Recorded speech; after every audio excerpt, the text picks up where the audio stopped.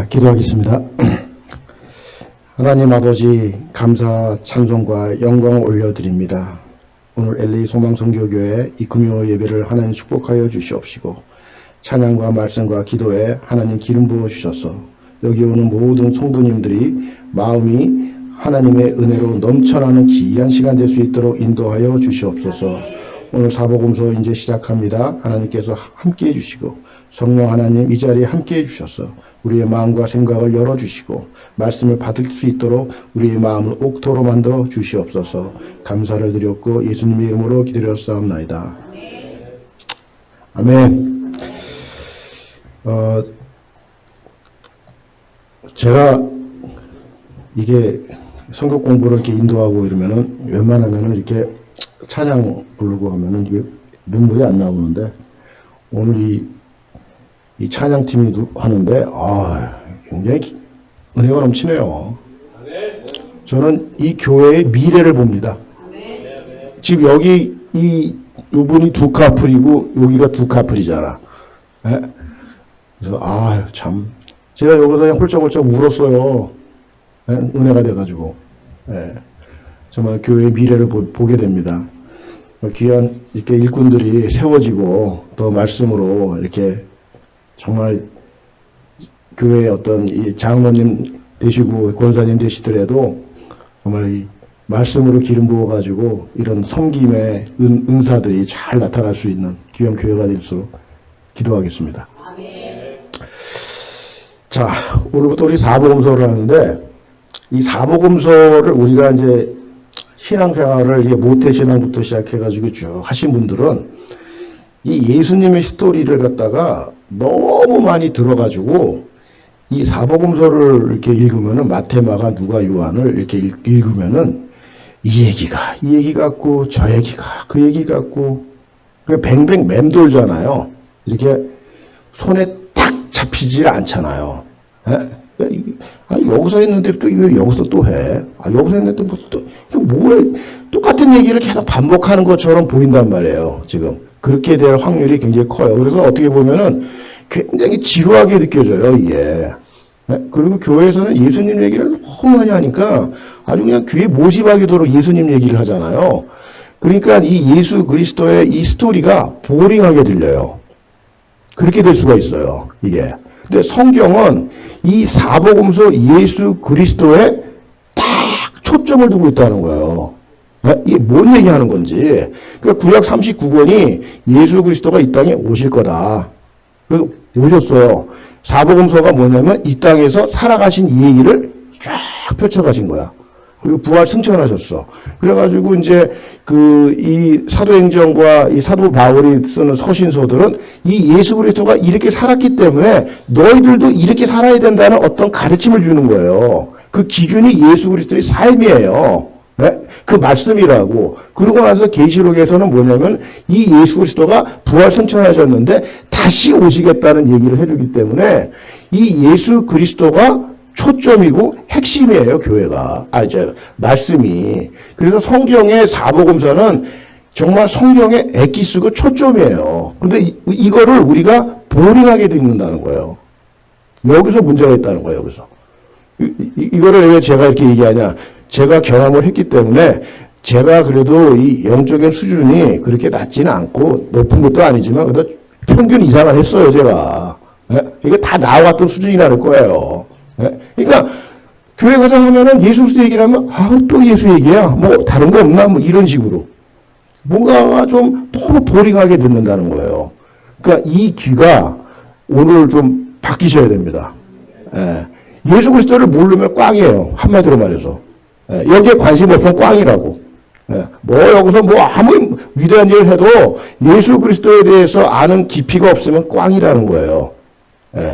이 원색적인 단어에 귀가 좀 뻥 뚫렸으면 좋겠습니다. 꽝. 왜냐하면은요, 우리가 쓰는 제가 뭐 오늘 결론 같은 얘기를 해야 되겠지만, 우리가 영성이 있다. 이런 영성이란 단어를 우리가 쓸 때 어떤 단어를 쓰냐면 영성이란 단어가 뭐냐면은 저는 옛날에 잘 모를 때는요, 성경을 모를 때는 그냥 영성 그러면 교회에서 뭐 장모님, 권사님 이런 분들이 참 신앙생활 평생 하시고 기도회 새벽기도 나오시고 뭐 이래가지고 뭐 이렇게 봉사 많이 하시고 나는 그런 정도가 영성인 줄 알았어요. 그런 정도. 뭐 그게 나쁘다는 게 아니라 그 수준으로 봤어요. 제가 그 수준으로. 말씀을 모르니까. 근데 제가 이제 말씀 안으로 딱 들어와서 보니까 영성은 뭐냐. 데피니션인데 그렇게 보지 않아요. 저는. 영성은 뭐냐. 예수 그리스도를 아는 깊이예요. 예수 그리스도를 아는 깊이가 깊어지면 깊어질수록 거기서 내가 나오는 이 영적인 반응이 영성이라는 거예요. 그 깊이가 어마어마하다는 거예요. 어마어마하다는 거예요. 네? 그래서 오늘부터 이 시작하는 이 사복음서는 포커스가 뭐냐?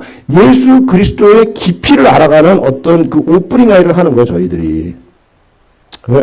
이거를 우리가 강가를 하기 때문에 예수 그리스도가 그냥 너무 많이 들으니까. 네? 그냥 공식화가 됐어, 공식화가. 네? 그렇지가 않습니다. 예수 그리스도를 아는, 제가 노방전도 마켓업에서 1년 노방전도를 했는데, 전도지 갖고 예수님 믿으십니까? 그러면 그냥 어떤 아줌마 탁 쳐요, 내 손을. 아, 예수 모르는 사람이 어딨어요. 십자가로 다 구원받고 우리가 뭐 하는데, 아우, 왜 전도를 왜 이런 식으로 그냥 아주 그냥 고상하게 좀 믿으세요. 뭐 이러면서 아줌마들 되면서 왜 그랬는데. 도대체 예수를 고상하게 믿는 게 문제예요. 네? 다 한다는 거예요. 제가 2000년도 초반에 남가주 사랑의 교회에서 오카노 목사님이 오셨어요.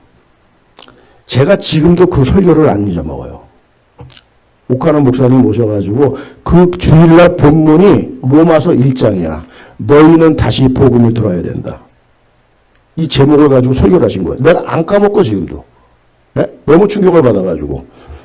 뭐라고 그러시냐면 옥 목사님이 그러니까 내가 이제 주보를 딱 보니까 뭐 좀 다른 거 없나? 맨날 뭐 복음 얘기하고 예수님 얘기하고 그러니까 너무 보링한 거야. 네? 뭐 다른 거 없나? 이렇게 내가 반응을 했어요. 그래가지고 설교를 이제 듣는데 이런 얘기를 하시는 거야. 그 오카노 목사님 그 당시에 건강도 괜찮으시고 2000년대 초반이었기 때문에 아주 뭐 목소리가 그냥 까랑까랑하고 그냥 얼마나 날카로운 설교를 하시는지 여러분들은 예수를 얼마나 합니까? 예수를 얼마나 합니까? 이래요. 그래서 자기는 지금까지 예수 믿고 지금까지 내가 목회하고 지금까지 내가 설교하지만 나는 아직도 예수를 모르겠다는 거예요. 여러분 얼마나 하십니까? 그러더라고. 왜 이 땅에 예수 그리스도가 와서 십자가에 못 박혀서 이렇게 비참하게 죽어야 되는지 여러분은 그 마음을 아십니까? 이러더라고요. 네? 그래가지고 여기 혹시 오늘도 내가 예수 그리스도 얘기한다고 버려가고 생각하는 사람 있을 거예요? 그러더라고. 그거 나야. 네? 뜨끔해가지고 내가. 네? 여러분은 얼마나 예수를 아십니까?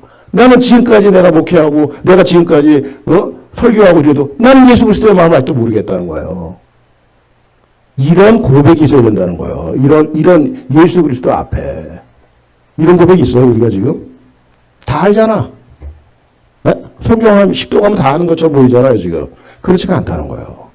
그리고 오늘 제가 어디 가서 뭐 신학교 공부한 것도 아니고 제가 성경 읽고 깨닫고 또 큐티하고 또 뭐 여러 책 보고 이래서 목사님들 설교 듣고 뭐 이것저것 다 이렇게 집어넣어가지고 이 통 안에서 내가 짜낸 엑기스를 제가 정리를 해드릴 테니까 이거를 듣고서 뭐 도움이 됐으면 좋겠습니다. 예. 자, 말라기가 마지막 예언서예요. 말라기 마지막 예언서에서 뭐라고 예언을 하냐면은 공의로운 해가 떠올라도 치료하는 광선을 발휘하겠다는 거예요. 그걸 예수 그리스도라고 얘기했잖아요. 근데 이 공의로운 해 앞에 뭐가 오냐면은 엘리야의 심정을 가진 자가 먼저 온다는 얘기를 말라기 4장에서 하고 구약이 마감을 하잖아요. 그렇죠? 우리 지난번에 배웠잖아요. 그죠? 그렇게 해서 이제 사복음서가 시작이 되는데 그 얘기를 누가복음에서 그 엘리야가 누구라는 거를 내가 말씀을 드렸죠? 그래서 예수 그리스도가 이 엘리야가 누구라는 거를 딱 말씀을 했죠. 그게 세례 요한이라고. 그래서 이 세례 요한부터 이제 이 받아가지고 사복음서가 출발을 하는데 이 사복음서가 어떤 식으로 이제 이게 되냐면은, 아니, 한 사람이 똑같은 얘기를 하면 되는데, 응? 네 사람이 이거를 얘기한다는 거예요. 네 사람이. 그러면은 이 네 사람이 이 얘기하는 이 지금 얘기를 왜 하나님께서는 성경을 기록하실 때 이 예수님의 공생의 사건을 한 사람으로 딱 해가지고 이걸 기록을 하지, 아, 왜 네 사람한테 해가지고 복잡하게 만들었을까? 이런 생각 혹시 안 해보셨어요? 해보셨을 것 같아요. 예? 저는 그런 생각을 해봤어요. 아, 성경이 너무 두꺼우니까 아주 간편하게 만드시지 왜 이렇게 복잡하게 두껍게 만드셨나? 예? 한 사람이 기록하면 될 텐데 이걸 왜 네 사람한테 이거를 기록해가지고 이거를 이렇게 했겠냐는 거예요. 이유가 있는 거예요. 이게. 자, 일단은 독자가 틀려요. 그러니까 이 사람들이 저자인데 이 저자는 독자를 두고 쓴 거예요. 네? 자, 마태복음의 독자는 누굽니까? 예, 유대인이에요. 유대인? 자, 마가복음은 누굽니까? 이 당시에 마가가 로마를 상대로 로마인을 상대로 쓴 거예요. 예? 자, 누가복음은 누굽니까? 예, 이방인이에요. 요한복음은요?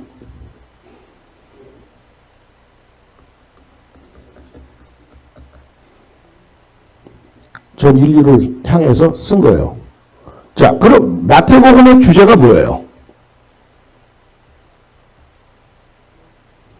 마태복음의 주제.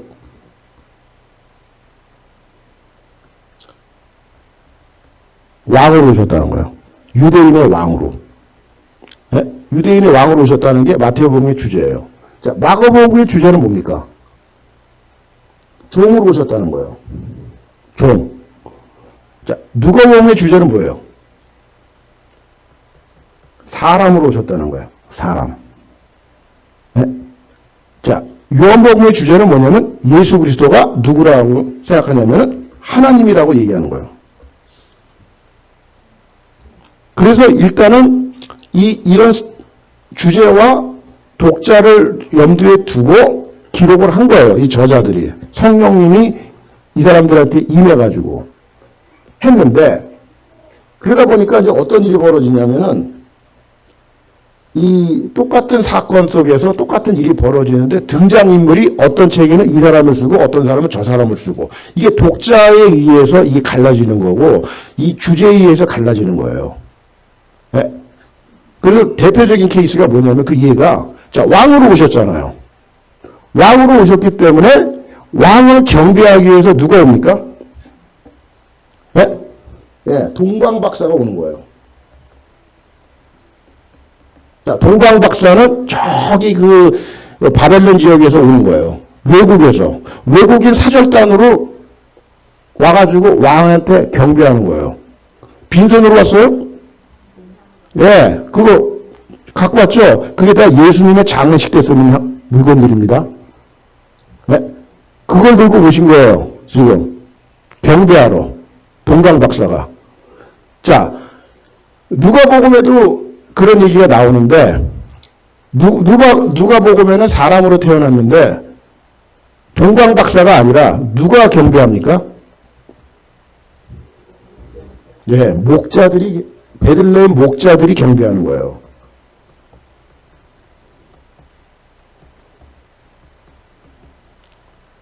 베들레헴 목자들이. 그래서 이 등장인물이 어떨 때는 이 사람이 나오고 똑같은 내용을 가지고도 이렇게 저자와 독자에 의해서 이게 지금 틀려지는 거란 말이에요, 지금. 네?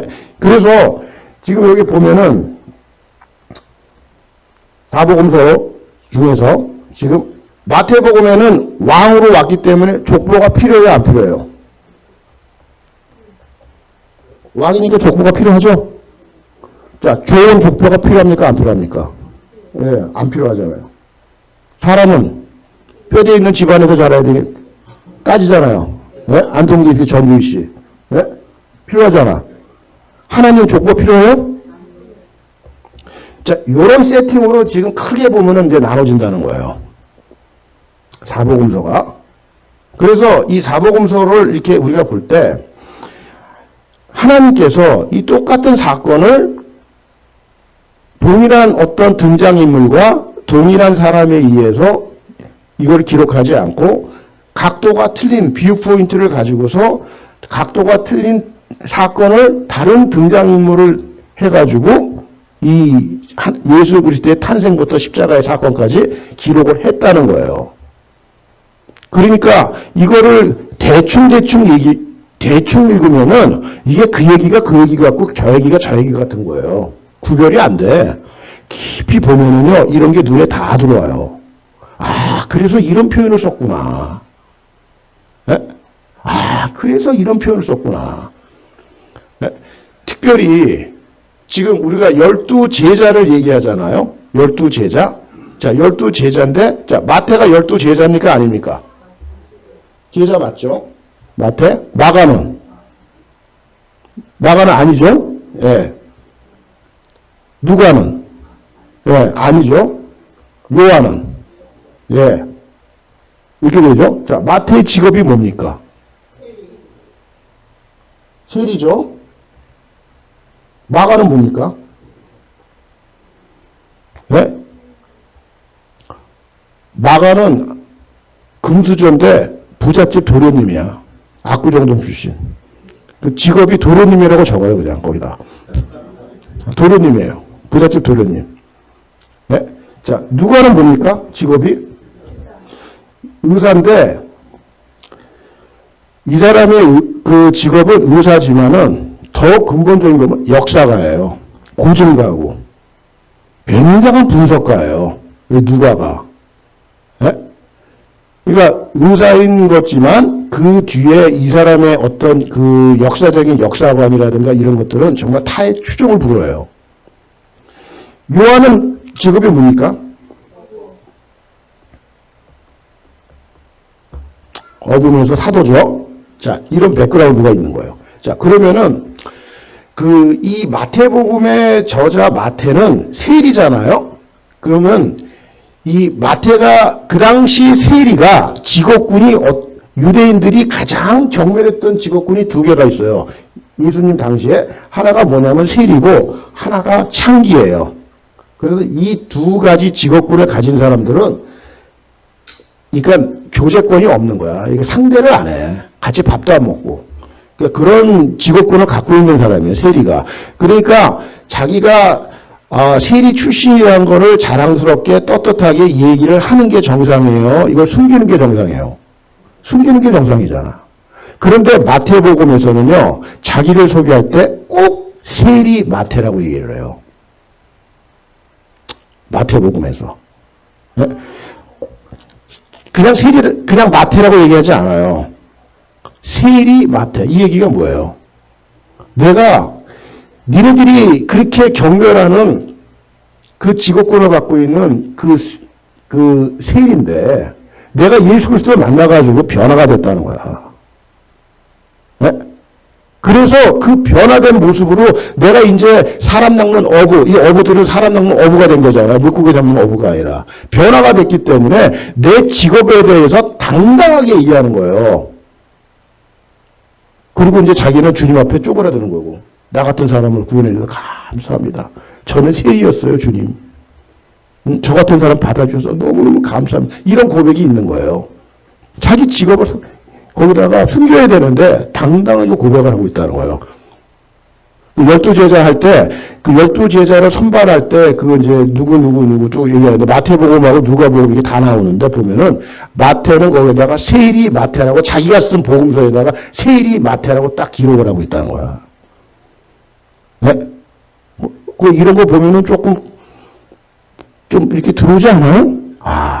그 단어 하나에서도 이게 참 마음이 들어오는 거예요. 이런 눈을 좀 이렇게 요번에 좀 읽으시면서 이게 이거고 저게 저거고 그게 아니구나. 이런 깊은 내용들을 좀 끄집어내는 그런 성경 읽기를 좀 하셨으면 이 가을에 얼마나 좋겠어요. 네, 추석도 다가오는데 해피 추석. 자, 이 상황에서 우리가 이 누가복음을 제가 조금 좀 이렇게 좀 말씀을 드리려고 해요. 시간이 없으니까 뭐 다 얘기하면 좋은데, 뭐, 그러려고 그러면 이제 시간이 많이 걸리잖아요. 누가는 이방인이에요. 이방인 중에서도 어디 출신이냐면은, 안디옥이라는, 수리아 안디옥이라는 데 출신이에요. 자, 수리아 안디옥이라는 이 교회가 생기잖아요. 근데 이 배경을 좀 알아야지 이 누가를 좀 우리가 이해할 수가 있어요. 예? 그래서 이 예루살렘 교회가 오순절 성령 강림으로 인해가지고 폭발적으로 늘어나서 부흥하고 예루살렘이 막 다 뒤집어지는 거야. 그래가지고 있다가 핍박을 당하죠. 핍박을 당하면서 이 사도들 외에는 거의 남지 않은 상태로 다 흩어져 버린 거예요. 교회가, 예루살렘 교회가. 그게 사도행전 6장, 7장 이렇게 쭉 나와요. 그래가지고 예루살렘에 있는 예루살렘 교회에 있는 성도들과 거기에 이제 중직자들 이런 사람들이 사도들, 12사도들 빼고는 다 흩어진 거예요, 거의. 그래서 세워진 교회가 수리아 안디옥 교회예요. 그리고 사도행전 13장에 가면은 그 수리아 안디옥 교회의 리더십이 쫙 나와요. 네? 뭐 구레네 출신 누구 해가지고 맨 끝에 사울이라 이렇게 해가지고 자기 이름도 집어넣고 있다고. 근데 거기에 이 핍박을 당해가지고 흩어졌었을 때 사도행전에서 어떻게 얘기를 하냐면은, 자, 사도행전, 자, 읽을 준비 되셨나요, 장로님? 네, 아주 좋아요. 사도행전 11장 19절 한번 읽어주십시오. 그때 스데반의 일로 일어난 환난으로 말미암아 흩어진 자들이 베니게와 구브로와 안디옥까지 이르러 유대인에게만 말씀을 전하는데 20절. 그 중에 구브로와 구레네 몇 사람이 안디옥에 이르러 헬라인에게도 말하여 주 예수를 전파하니. 예. 그래서 유대인에게 전파한 그 복음이 어디까지 갔냐면은 그 안디옥의 헬라인에까지 넘어간 거예요. 요때 아마 누가가 복음을 듣고 회심을 한 거예요. 그렇게 봐요. 그 성경학자들이. 예? 그래서 이분은 안디옥 교회에서 예수를 영접하고 그때부터 이제 1차, 2차, 3차 전도여행인데 1차 전도여행은 따라다니지 않으면 2차 전도여행 중간부터 이제 사도 바울을 수행하지 않습니까? 예? 멤버로. 그래가지고 이 누가복음을 어떻게 기록했냐면은 누가복음 1장 한번 펴보세요.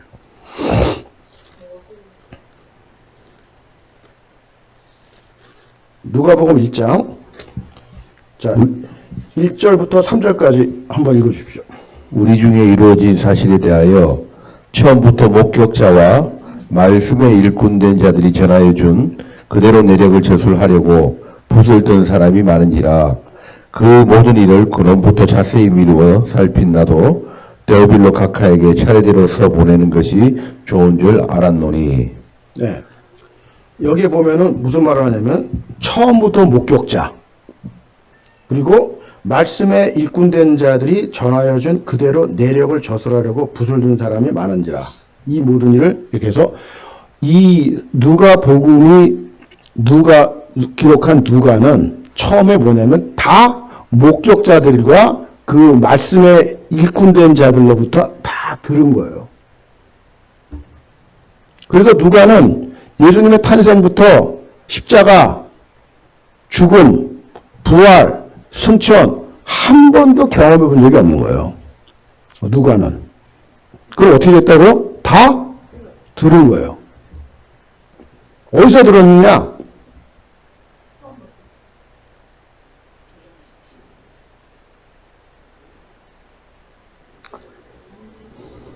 자, 여기 보세요.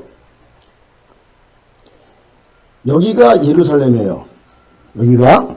근데 사도 바울이 3차 전도여행을 하고 예루살렘으로 들어왔어요. 그래가지고 잡혔어요. 그래서 감옥 갔어요. 그래가지고 어디로 갔냐면 이 가이사랴라는 데를 들어왔어요. 가이사랴. 제가 지난번에 얘기했죠. 네. 가이사랴 총독부 감옥에 2년 동안 수감이 돼요. 그래가지고 이 가이사라에 있으면서 누가 옥바라지 했냐? 누가가 옥바라지 했어요. 누가가. 몇 년 동안? 예, 2년 동안. 2년 동안 옥바라지를 했단 말이에요. 그 2년 동안 옥바라지를 하면서 예루살렘에 당시에 왔다 갔다 하는 거예요. 그러면 누가 있어요, 그 당시에?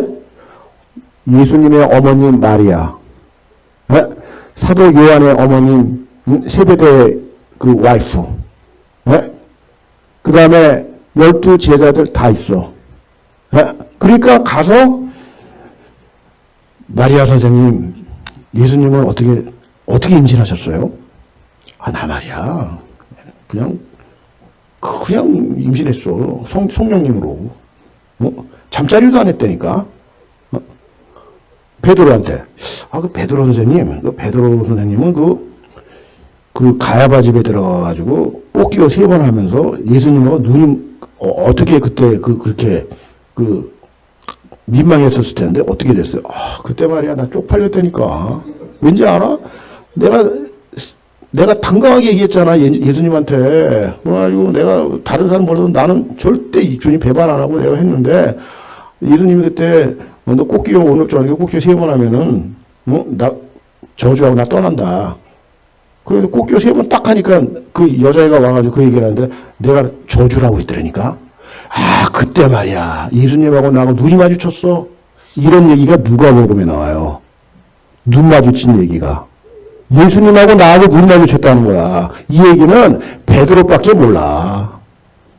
그거 어디서 들었어요? 베드로한테 들은 거야, 직접. 그런 걸 기록한 거예요, 누가복음이. 그러니까 남들이 보지 못하고 듣지 못한 사건 중에서 다 듣고 있지만 거기 아주 특별한 몇 가지들이 누가복음에 있는 거예요. 어디서 들었다고? 예루살렘의 당시에 그 목격자들과 증인들이 있었기 때문에 그걸 다 듣고 기술한 거예요. 그런데 플러스 뭐가 있냐?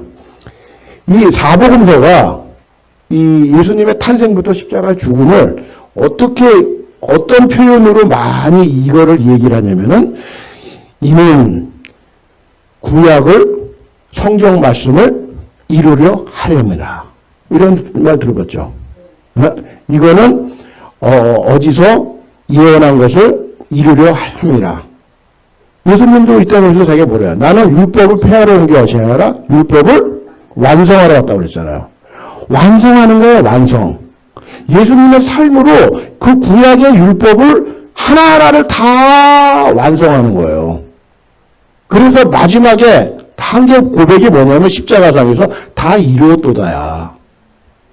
네? 그렇게 마지막에 장식하는 거라. 그러니까 예수님이 탄생이 어디서 나오냐? 구약으로 얘기했어. 어디서 얘기합니까? 네?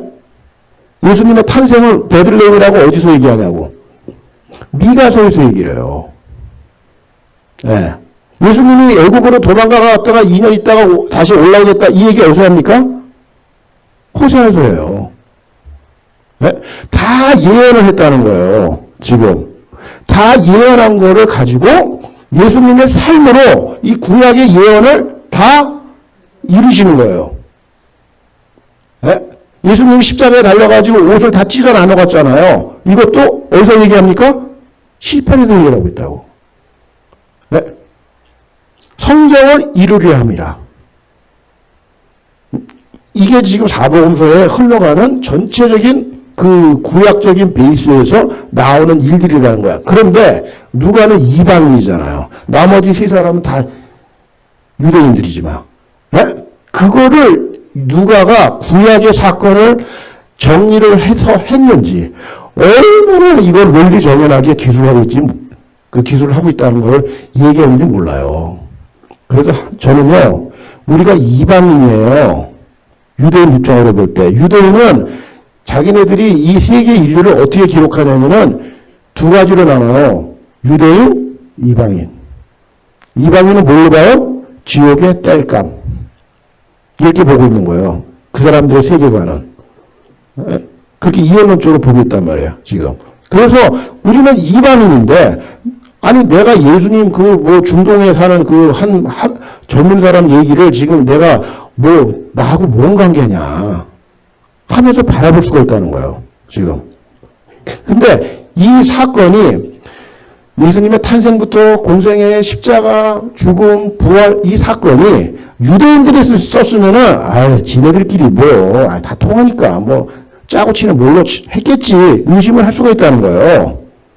근데 누가는 히브리 사람 피가 한 방울도 안 섞였어요. 네? 아무것도 몰라요. 유대인의 전통과 율법과 이런 거 아무것도 몰라.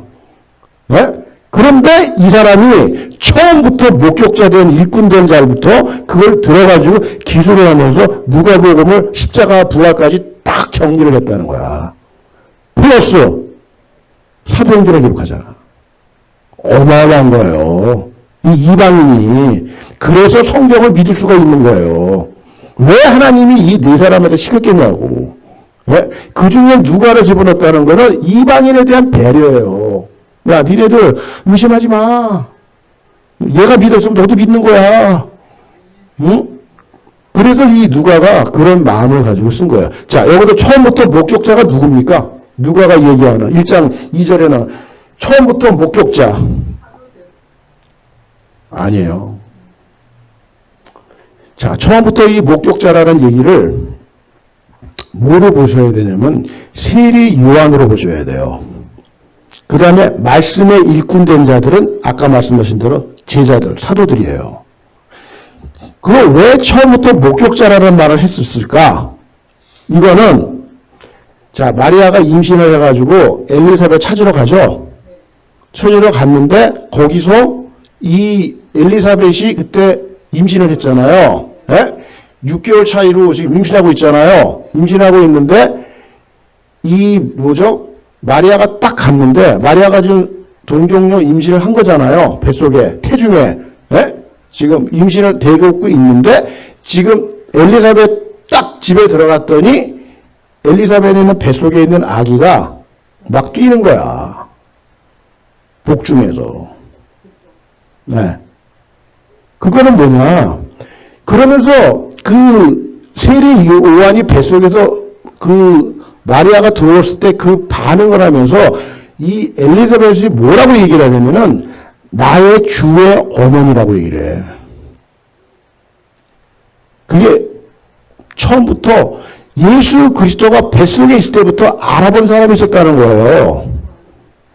그게 세리 요한이라는 거예요. 그래서 이 누가가 이 세리 요한의 탄생을 집중적으로 이렇게 길게 아주 역사적인 구조로 구약의 율법을 토대로 한 이 세팅을 시작하는 거예요. 그래서 사복음서의 어떤 이 전체 이 세팅이 이 사복음서 중에서 이 마태복음은 그 예수님의 탄생에 이게 시작을 하지만 누가복음은 세례 요한의 탄생부터 시작을 한단 말이에요. 이 세팅이. 그래서 이런 백그라운드가 있는 거란 말이에요. 처음부터 말씀의 목격자라는 거야. 증인이라는 거예요. 이게. 네? 그래서 세례 요한을 집중적으로 조명을 하고 있는 거예요. 지금. 그래서 세례 요한이 아버지가 제사장이잖아요. 네? 제사장인데 이 제사장이 의심하고 그러니까 말을 못하게 했잖아. 그래서 이제 서방 갖다 놓고 이제 이름도 쓰고 그랬지 않습니까? 그러면서 세례 요한이 자기 아들, 사가랴가 자기 아들 세례 요한에 대해서 어떻게 얘기를 하고 있느냐. 자, 누가복음 1장.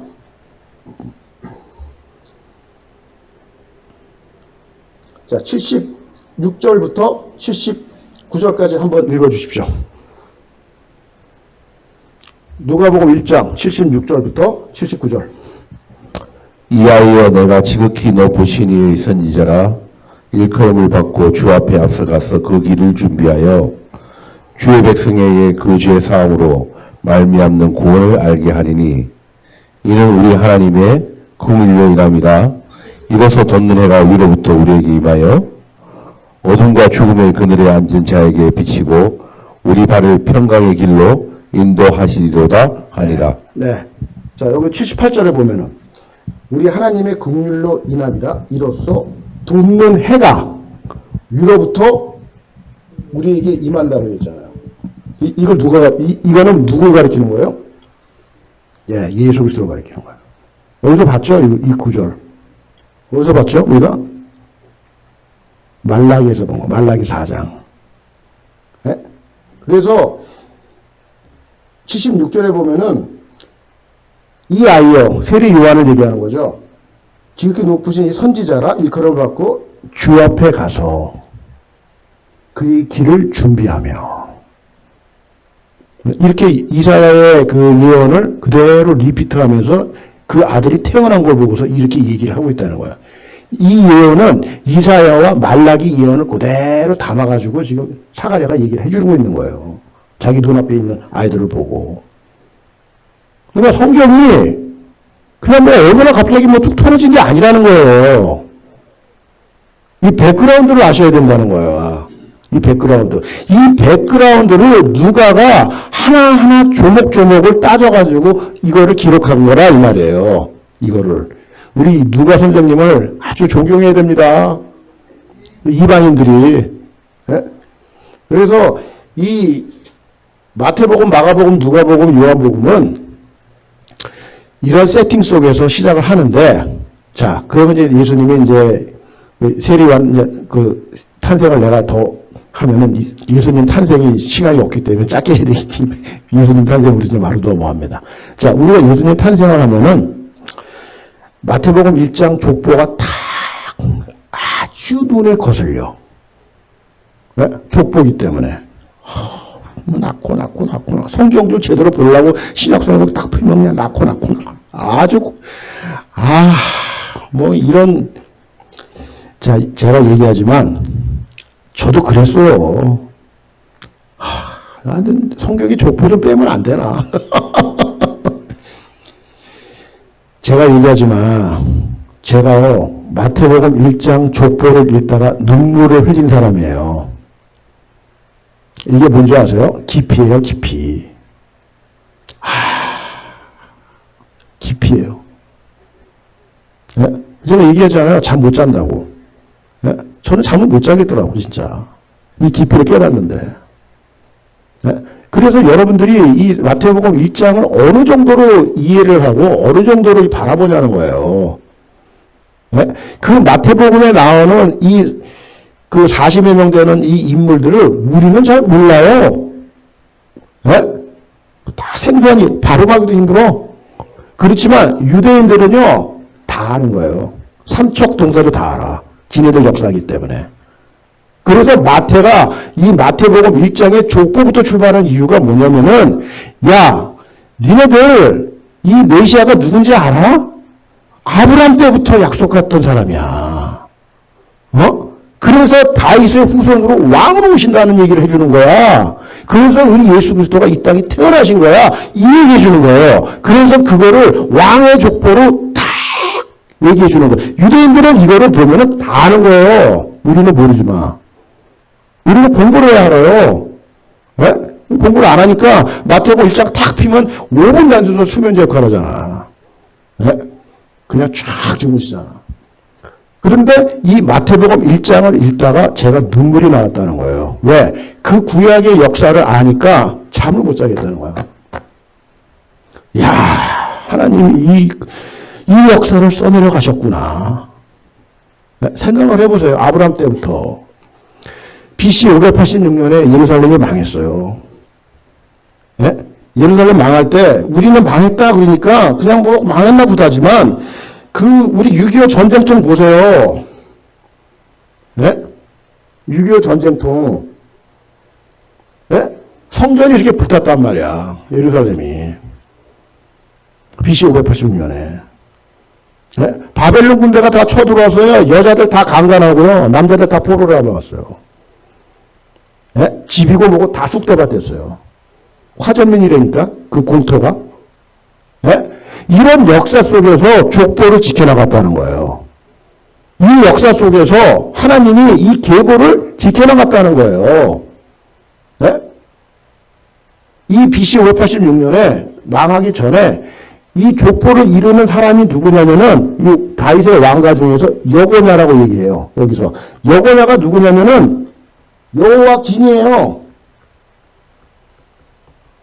여호와긴. 그래서 이 여호와긴은 BC 586년에 망하는데 BC 597년에 포로로 잡혀가. 느부갓네살이 잡아가. 네? 그래가지고 느부갓네살 잡아가가지고 감옥에 가둬버려요. 그래서 37년 동안 바벨론 감옥에 잡혀있다가 느부갓네살이 죽고 나서 그 아들 에일 무르닥이 왕이 돼가지고 석방을 시켜줘. 그래서 왕의 신분으로 다시 회복을 시켜주고 접대를 잘해서 노년을 막는데 그 아들이 누구냐면 스알디엘이고 그 아들이 누구냐면은 수룹바벨이에요. 그래서 성벽을 건축하러 다시 들어오는 거라고. 그래서 다윗의 그 왕가의 후손의 어떤 족보를 이어가게 만들었단 말이야. 근데 만약에 이 여호와긴이 582자리에 있었으면 죽었을지도 모르는 거예요. 네? 그거를 빼가지고 감옥 안에다 30절을 보존을 했다니까. 네? 내가 이 한 대목만 얘기해도 이 예수님의 족보가 바람 앞에 촛불이에요. 바람 앞에 촛불이었다고. 네? 그 예수님의 족보를 하나님이 지켜나가신 거야. 이 역사를 쭉 내려가다가 마지막에 주자가 누구냐면 요셉이잖아. 근데 요셉이 마리아하고 정혼을 했어요. 이스라엘의 결혼은 정혼을 해도 부부관계를 육체적인 부부관계를 맺지 않는 서류적인 부부관계예요. 정혼을 해도 잠자리만 같이 안 했지. 그랬는데 임신을 했네. 잠자리를 같이 안 했는데 임신을 한 거예요. 그러면 그때 요셉이 동네방네 다니면서 세상에 이럴 수가 있냐고 동네 아저씨들한테 이 정혼 여자가 나 동치만 안 했는데 임신을 했으니 이거 다른 남자애 아니니 자기 애가 아니잖아 일단. 그거 동네방네 떨두고 다녔으면은요 마리아는 어떻게 되냐면은 돌 맞아도 죽는 거예요. 그 당시 율법으로. 응? 그 바람 앞에 촛불이었다니까. 죽을 수 있는 아주 가능성이 높았던 거예요. 이 족보의 마지막 주자가 요셉인데 하나님이 요셉의 성품과 이런 거를 요셉을 뭐라 그래요? 의로운 자라고 얘기해 주잖아. 성경에서. 그 의로운 자한테 이 마지막 임무를 맡겨준 거라고. 그래서 예수 그리스도가 탄생하게 된 거지. 만약에 우리같이 촐싹거리는 사람한테 맡겼으면 동네 제사장 아저씨 이럴 수가 있어요? 네? 하루에 했을 거라. 그러면 동네 소문 다 퍼지면 어떻게 해요? 마리아는 죽어요. 마리아 죽는다고. 이 한 사람 한 사람을 생각하면은요, 제가 그래서 이 신실하신 하나님이 주제곡이라는 게 그런 거예요. 왜 이 신실하신의 뜻이 뭐냐면 구약적인 표현이 미쁘신이에요. 미쁘신. 그 미쁘신이라는 단어의 배경이 뭐냐? 왜 하나님이 신실하시고 미쁘시냐? 하나님이 말씀하신 언약을 반드시 지키시는 거예요. 이게 신실하심이거든. 네? 이 얘기가 남 얘기가 아니라 예수 그리스도의 족보 얘기가 아니라 내 얘기라니까. 네? 그래도 신실하신 거예요. 예수님의 족보가 그 미쁘신 하나님, 신실하신 하나님께서 구약의 2000년, 몇천 년 동안의 역사를 끌고 오시면서 말씀하신 대로 그 바람 앞에 촛불을 지켜가면서 예수 그리스도가 탄생을 한 거예요. 이런 걸 깨달으면은 거기에 이 마태복음 1장에 이 2000년의 역사를 쫙 써내려가면서 맨 마지막에 요셉이 태어나면서 요셉의 그 후손으로 지금 예수 그리스도가 태어나는데 예수님이 이 땅에 왜 오셨냐는 거예요. 이 땅에. 네? 예수님이 태어날 때 우리가 이 크리스마스 카드 같은 거 보고 그림 같은 거 보고 그래가지고 뭐 또 성화 이 중세 시대 때부터 르네상스 이런 거 거치면서 이 하여튼 성화가 많이 이제 이 성경을 주제로 해가지고 그림을 그린 사람들이 굉장히 많아요. 네? 그래서 루브르 박물관이나 이런 데 가면은 그런 주제로 그림들이 엄청나게 많거든. 그래가지고 우리가 이제 그런데 굉장히 눈이 익숙해지다 보니까 예수님의 모습도 굉장히 멋있게 보이게 이렇게 형상화를 시키고 이렇게 하고, 그리고 예수님의 탄생, 이런 것도 보면은, 이거 보면은, 크리스마스 카드 같은 거 보면은 얼마나 이게 굉장히 로맨틱하잖아. 네? 그거 보면 이렇게 비참하게 보여요? 아니잖아. 크리스마스 카드나 이런 크리스마스 추리나 이 크리스마스 시즌에 보면은 예수님 탄생 같은 거 보고 뭐 이렇게 보세요. 보면은 굉장히 뭔가가 이렇게 보면은 우리 마음에 좀 이렇게 따뜻하게 보이고 뭔가가 이렇게 좀 그렇게 비참하게 안 보이잖아요. 제가 오늘 이거 적나라하게 좀 말씀드릴 때 들어보시라고. 예수님의 탄생이 어떤 탄생인지. 네? 예수님이 이 나사렛에서 살 때 부모가 이 나사렛에서 왜 살았냐면 마리아하고 요셉이 네? 마리아하고 요셉이 우리가 하스모니아 왕조 때 네? 하스모니아 왕조 때 이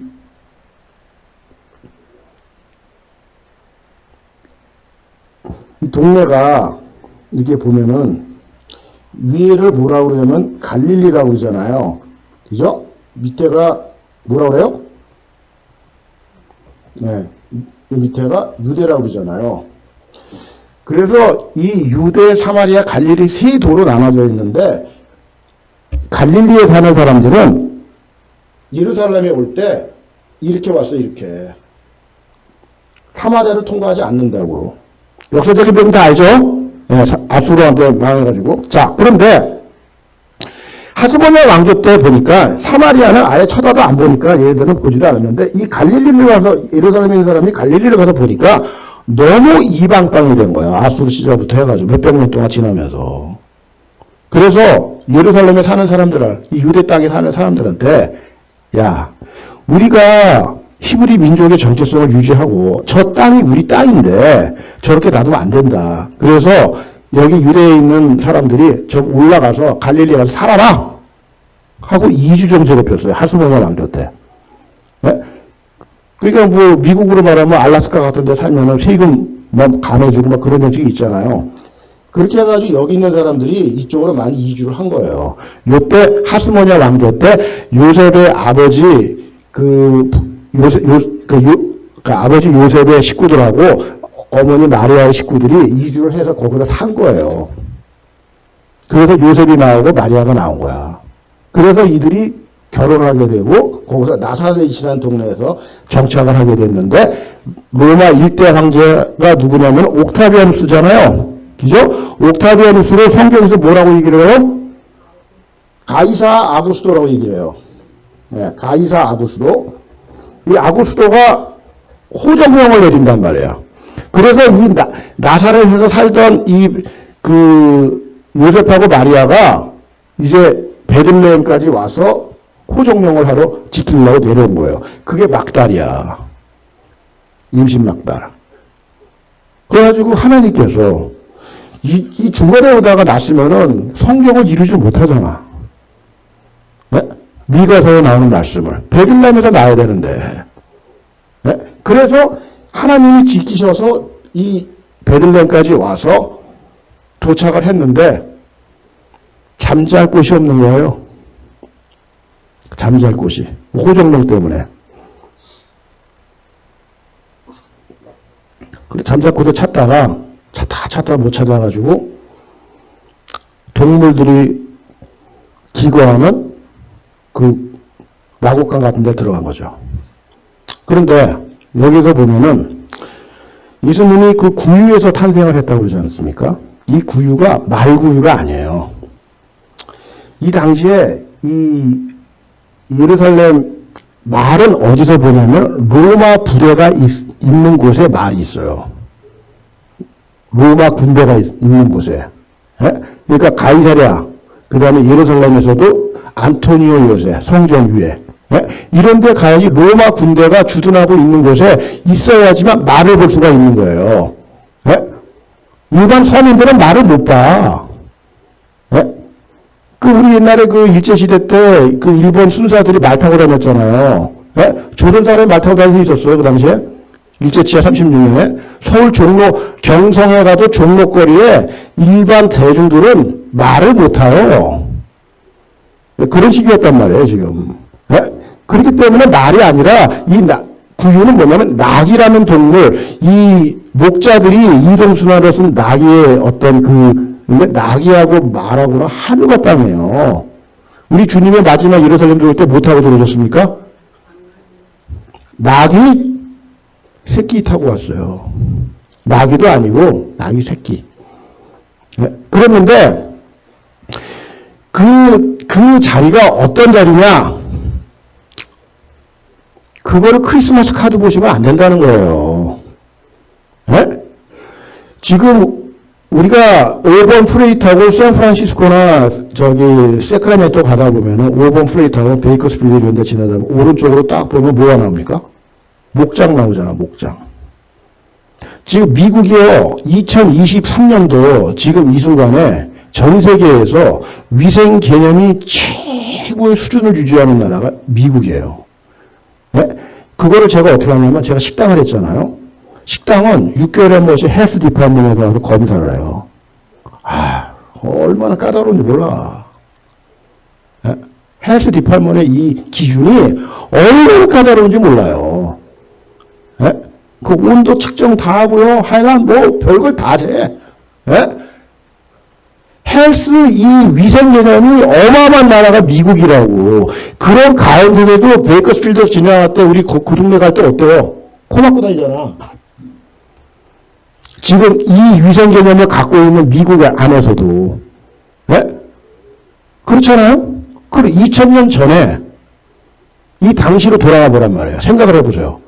이 구유에 누워있는 예수 그리스도가 위생 개념이 있는 것에도 했겠어요? 지금 이 베이커스필드는 위생 개념을 가지고 지금 격리하고 이렇게 했을 텐데. 네? 아무것도 없는 기준이에요. 그러니까 그런 기준에서 태어났다는 얘기는 뭐냐면은 그냥 똥 오줌 속에서 태어났다고 보시면 돼요. 네? 그냥 쓰레기 더미에서 태어나신 거예요. 잘 곳이 없어가지고. 구유통? 먹다 남은 찌꺼기들, 이 초식동물들 이렇게 하면은 밖으로 토해내는 거 알죠? 또 집어넣었다 토해내고. 그런 게 다 버블러 있는 통이 구유통이야. 네? 거기다가 예수님 태어났어요. 애들이 태어나면은 얼마나 이 베네 쪼고리 입는 옷 있잖아. 붙어가지고 이 블랑켓 이런 것들 이렇게 보면은 얼마나 소프트한 걸로 다 애들을 이렇게 감싸 안습니까? 왜 그래요? 피부가 상하지 않도록 이렇게 하다 보면 스크래치 안 나도록 그렇게 소프트하게 만들어주는 거 아니에요? 환경을. 예? 근데 예수님이 태어났어요. 뭘로 덮었어요? 응? 뭘로 덮었어요? 강보라고 그래, 강보. 강보로 싼 거야, 강보. 그 강보가 뭔지 아십니까? 이 강보가 그 당시에요, 시체 쌓는 거야, 시체. 그 우리들 말하면 수의야, 수의. 지금 한국에서도 지금 많이 그런 패브릭들이 발달돼서 그랬지만은 옛날에 그 시체 수의 쌀 때요, 어떤 패브릭을 쌌겠어요? 굉장히 거친 걸로 썼어요. 아, 지금이야, 수의도 아주 가보면 아주 형형색색으로 아주 좋은 거 많아요. 예? 근데, 그 당시에, 아버지, 할아버지 이때만 해더라도요, 굉장히 거칠게 수의를 썼다고, 패브릭이. 그러면 예수님 2000년으로 돌아오라고. 위생 개념도 하나도 없고, 기술도 발달되지 않는 수의로 쌌다고 생각을 해봐, 애를. 네? 감이 들어오시죠? 그걸 크리스마스 카드로 연상하시지 말으라는 거예요. 네? 크리스마스 카드로 연상하면 이런 거가 은혜가 안 돼. 이런 깊은 묵상을 못 한다는 거예요. 영성. 응? 예수 그리스도가 이렇게 태어났다는 거예요. 제가 물어볼게요. 왜 이렇게 태어나야 돼? 그게 뭐예요? 가장 높은 것을 가장 낮은 곳으로. 겸손인데, 지금 이 예수 그리스도가 이렇게 태어나게 하는 거가 뭐냐면은, 하나님 아버지의 마음이에요. 그러니까 예수 그리스도가 누구냐부터 알아야 되는 거예요, 그래서. 예수 그리스도가 누구냐? 사도 바울은 예수 그리스도를 뭐라고 그러냐면, 하나님의 본체라고 얘기하잖아요. 그 하나님의 본체라고 할 때, 이 성삼위일체 하나님의 본체라고 얘기할 때, 여기에 들어가는 개념 중에 하나가 뭐냐면은, 예수 그리스도가 창조주라는 거예요. 창조. 제가 창세기 1장 때 가능했죠? 네, 창세기 1장에서. 예수 그리스도가 그냥 예수 그리스도가 아니라는 거예요. 하나님의 아들 독생자 다 포함해서 그 예수 그리스도의 진짜 아이덴티티는 뭐냐면 창조주예요. 하나님이랑 같이 삼위 하나님의 그 말씀으로 창조하신 그 세계를 말씀으로 지배하시고 다스리시고 인도하신 그 어마어마한 모든 걸 갖고 계신 분이 지금 이렇게 쓰레기 더미에서 태어난단 말이야. 이게 아버지의 마음이에요. 왜 이렇게 태어나야 되는지. 네? 그러니까 이 마음을 잘 좀 이렇게 집에 가셔서 생각을 좀 차 타고 다니면서 좀 묵상 좀 해보세요. 응? 그러면 이게 지금 나하고 뭔 관계냐는 걸 알아야 된다고. 이게 지금 이 사건이. 네? 물론 거기에 뭐 겸손도 있고 다 있어요. 자, 제가 아까 얘기했지만 이 마태복음 1장 족보, 그 다음에 누가복음 3장에 나오는 족보가 있죠. 누가복음 3장에 족보가 나오죠. 자, 누가복음 3장 한번 펴보세요.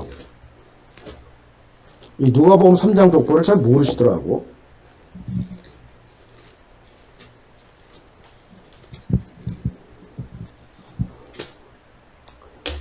자, 누가복음 3장 23절 제가 한번 볼 테니까 따라오세요. 예수께서 가르치심을 시작하실 때 30세쯤 되니라 사람들이 아는 대로 요셉의 아들이니 요셉의 위인은 헬리요, 마따시요, 위인은 레이요 쭉 나와요. 네? 그래가지고 어디까지 나가냐면 뒷장 넘기시면은 31절 그 위는 멜레요, 멘나요, 마따다요, 그 위는 나단이요, 그 위는 다윗이요 이렇게 돼요. 그 다윗은 이세요, 오벳이요 이렇게 해서 쭉 나가요. 그래가지고 어디까지 가냐면은 아브라함이요, 그 위는 데라요, 나홀이요 34절. 그 다음에 그 위는 36절에 보면 셈이요, 노아요, 레멕이요 37절. 무드셀라요, 에녹이요, 가이나요 38절. 에노스요, 위는 셋이요, 아담이요. 그 위는 하나님이시라 이렇게 된 거예요. 그러니까 누가복음의 족보는 하나님으로부터 요새까지 내려오는 거예요. 그래서 이 마태복음 족보하고 누가복음의 족보를 마태복음 족보하고 누가복음 족보를 좀 이렇게 좀 알아야 될 게 뭐냐면은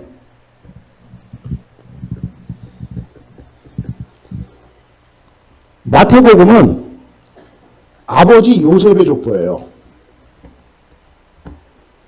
예수 그리스도의 아버지 요셉. 누가복음은 예수 그리스도의 어머니 마리아의 족보예요. 마리아의 족보. 근데 마리아의 족보인데 여기서 뭐가 틀리냐면 이제 아브라함부터 따지려고요. 아브라함부터 쭉 나와가지고 다윗까지 와요. 다윗으로 오는데 여기는 요셉은 뭘로 가냐면 솔로몬으로 가요. 여긴 나단으로 들어가요. 그래서 쭉 내려가. 그래가지고 야곱이 돼요. 그래가지고 요셉이 돼. 근데 여기는 쭉 내려가다가 힐리로 됐다가 요셉이 돼요. 이렇게 되는 거예요. 그러니까 다윗까지는 다 똑같은데 솔로몬부터 여기서부터 이 내려오는 거는 사람들이 다 틀려요. 그리고 여기는 솔로몬으로 내려가고 여기 나단이 내려가는 거예요. 마지막에는 요셉인데 요셉의 아버지가 여기는 헬리라고 그러고 여기는 야곱이라고 그래요. 이상하잖아. 네? 요셉의 아버지가 둘인가? 이렇게 되는 거예요. 지금 스토리가. 자, 이거를 정리해야 되는 거예요. 지금. 그래서 저도 이거를 찾는데 굉장히 시간을 보냈습니다. 이거 도대체 어떻게 된 족보인가? 네? 그래서 자, 마태하고 누가는 일단 요거 정리하기 전에 마태하고 누가복음에 나오는 족보를 볼 때 요셉하고 마리아는 어느 지파 출신이다? 왜 이러세요? 자, 다윗으로 내려오잖아. 다윗으로. 이거 무슨 지파예요? 유다 지파지. 유다 지파. 예? 그러니까 이 누구죠? 이 요셉하고 마리아는 유다 지파로 태어난 사람들이에요. 예. 다윗의 왕권으로 왔기 때문에. 그런데 다윗의 왕권인데 다윗이 아들이 굉장히 많아요. 굉장히 많은데 그 중에 이 밧세바한테 낳은 아들이 4명 있어요. 4명. 그 중에 막내가 솔로몬이에요. 네? 밧세바한테 낳은 아들 중에서 낳은 아들이 막내가 솔로몬인데 그 위에 바로 형이 누구냐면 나단이야. 나단. 이 역대상 3장에 나옵니다. 내가 시간에서 찾지 못하겠어. 자, 그랬는데 이 솔로몬하고 나단을 통해서 쭉 내려가다가 이 솔로몬에서는 야곱이 요셉의 아버지라고 얘기해주고 그 누가는 나단을 통해서 헨리가 요셉의 아버지라고 얘기를 해준다. 자, 이 차이가 뭐냐? 이 헨리가 누구냐면은 마리아의 아버지예요. 마리아. 네, 그랬는데 이 헨리가 아들이 없이 딸만 둘이야. 그 하나가 누구냐면 마리아고 하나가 또 누구냐면은 세베대의 어머니예요. 아, 세베대의 아내. 그러니까 사도 요한의 엄마. 그게 자매지간이에요. 자, 그거를 자, 마태복음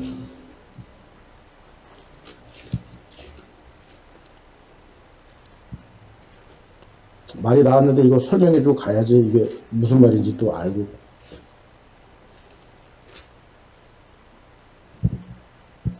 자, 마태복음 27장 56절을 좀 읽어주세요. 네, 마태복음 27장 56절. 그 중에는 막달라 마리아와 또 야고보와 요셉의 어머니 마리아와 또 세베대의 아들들의 어머니도 있더라. 자, 이게 뭐냐면 십자가에서 달려 돌아가셔서 고 예수 그리스도가 십자가에 매달렸을 때 옆에 있었던 있는 사람들의 이름을 적어 놓은 건데 이 56절에 보면 막달라 마리아, 야고보와 요셉의 어머니 마리아, 세베대의 아들들의 어머니 이렇게 얘기하죠. 자, 요한복음 19장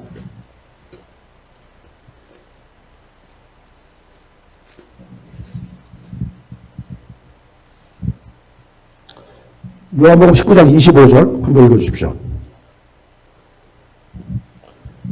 예수의 십자가 곁에는 그 어머니와 이모와 글로바의 아내 마리아와 막달라 마리아가 섰느니라. 예. 그래서 요 두 구절을 집에 가서 좀 이렇게 적어놓고 좀 정리를 해보세요. 여기에 지금 누가 공통 분모가 있냐? 이모라는 단어를 쓴 거예요. 이모. 그 이모가 누구냐면은 세베대의 아들들의 어머니. 나머지 사람은 똑같아. 그래서 그거를 그렇게 본다고 성경학자들이 얘기를 하는 거예요.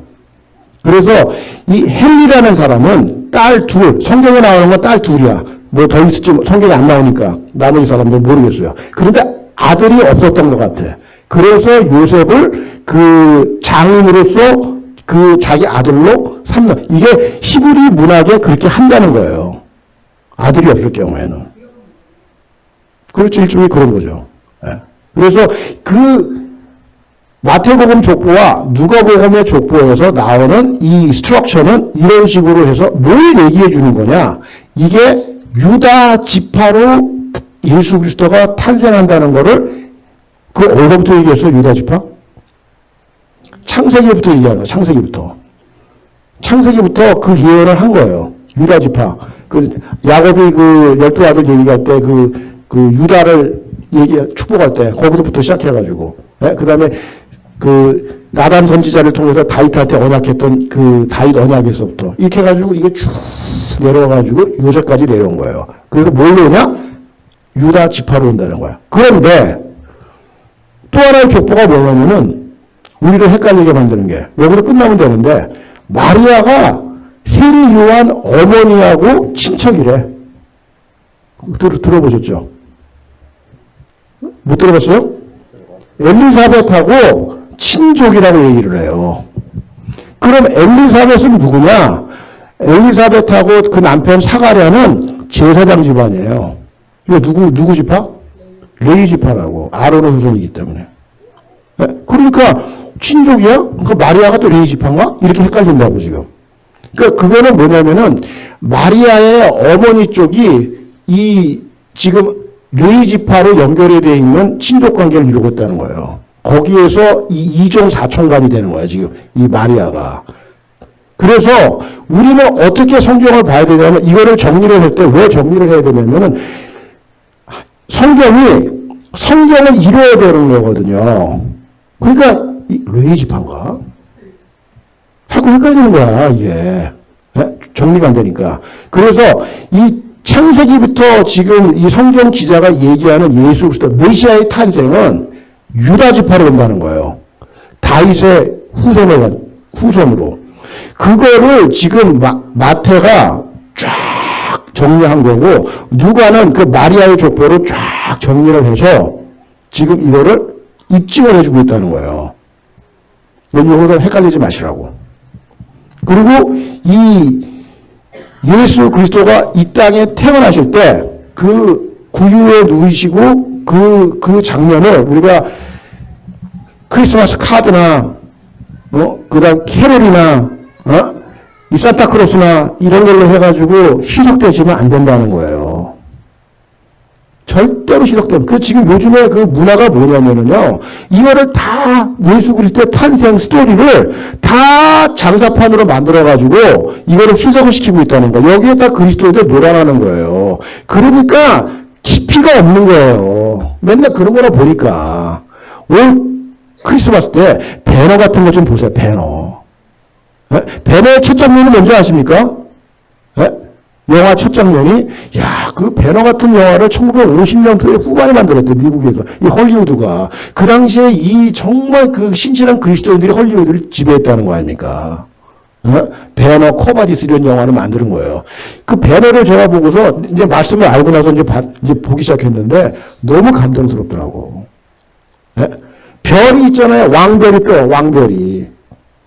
그 별이 밤하늘에 쫙 이동을 해가지고요. 멈춰. 어느 순간에. 그래가지고 별이 빛을 땅 아래로 쫙 비춰요. 그게 예수 그리스도 탄생한 거야. 그 별을 보고 동방 박사들이 오더라고. 그게 배너의 첫 장면이에요. 좀 이런 거를 보시면서 좀 우리가 영성을 유지해야 되지 않겠습니까? 맨날 산타크로스나 이런 영화 보고 이런 걸 하니까 영성이 없는 거예요. 그런 줄 알고. 크리스마스가 그 정도 수준이 아니에요. 그럼 예수 그리스도가 왜 이 땅에 이렇게 태어나야 되는 거야? 왜 예수 그리스도가 하늘의 영광 그 모든 걸 다 갖고 계신 분이 예루살렘에서 이 로얄 패밀리들이 누리고 그게 이 비단 옷에 금방울 단추 달고 정말 화려함 속에 있는 그 대제사장 서기관들 이런 사람들 그 사람들 누리고 있는 그런 우리가 말하면 예루살렘에 5스타 하얏트 호텔에서 태어나지 않으시고 이런 쓰레기더미에서 태어나야 되는 거예요. 왜?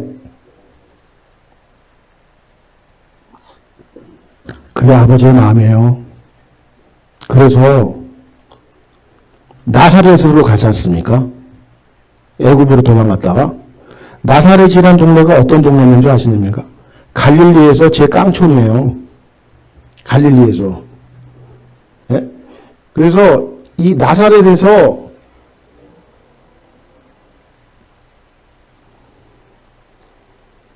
이 갈릴리 호수인데요.